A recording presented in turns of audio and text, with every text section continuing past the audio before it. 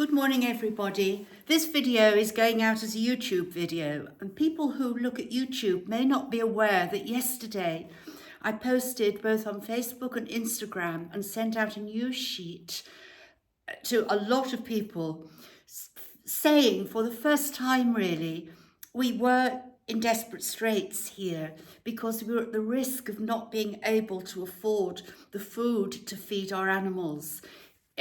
A brief recap. We have perhaps 320 equines now, and they're all fed on food that is brought in because we live in desert conditions. There's no point growing grass because they'd eat it in 2 days. Now that is a huge expense, and I was yesterday becoming quite frightened. But I am delighted to say I cannot believe the response I had from people on several fronts. I know I now have enough to buy the food. Wonderful. But secondly, people have come forward to assist with fundraising. And we are going to try and put a group together on Zoom that could help me looking at fundraising moving forward. Because no longer are we a small little charity in Morocco.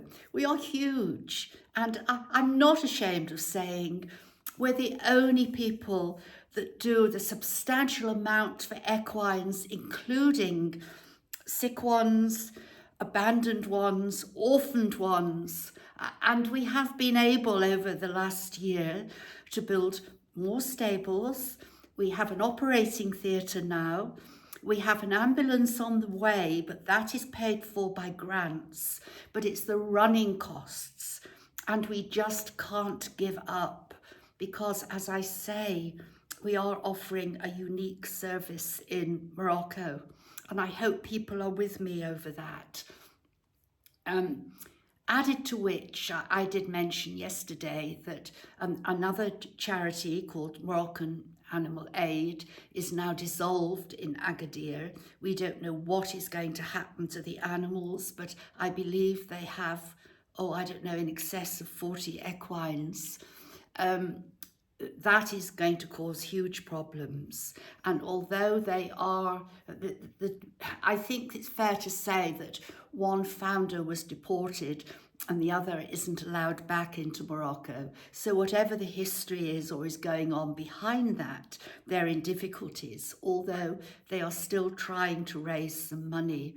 But of course, you have to question whether that money is going to come into the country legally or not. But that's another issue. The second real problem here in Marrakesh is I'm told by people in the city who own horses and mules on a daily basis that they are getting no assistance from Spanner at all. If they go, the gates are heavily locked. There's often just a guardian sitting outside, and if anyone gets a chance to look inside, nothing appears to be happening. Although I do understand a vet does appear there for a few hours some days in the week. But obviously we're picking up a lot of the work that was done by Spanner.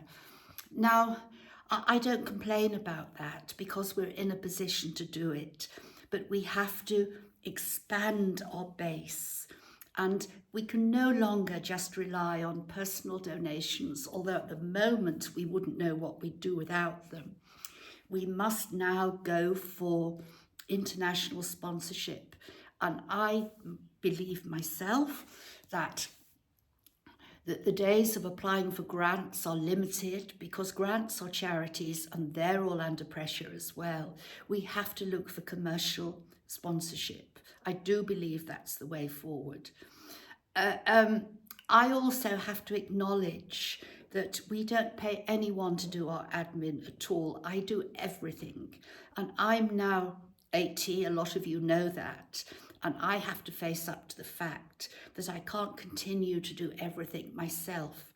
So looking forward and looking to the future, it will be very good to have a group who can help with fundraising. I am just so touched, overwhelmed and amazed by the response I got yesterday I haven't been able to write to all of you personally, but please, I want you all to know that every single one of you that contributed yesterday is valued so much. You are very much part of our community.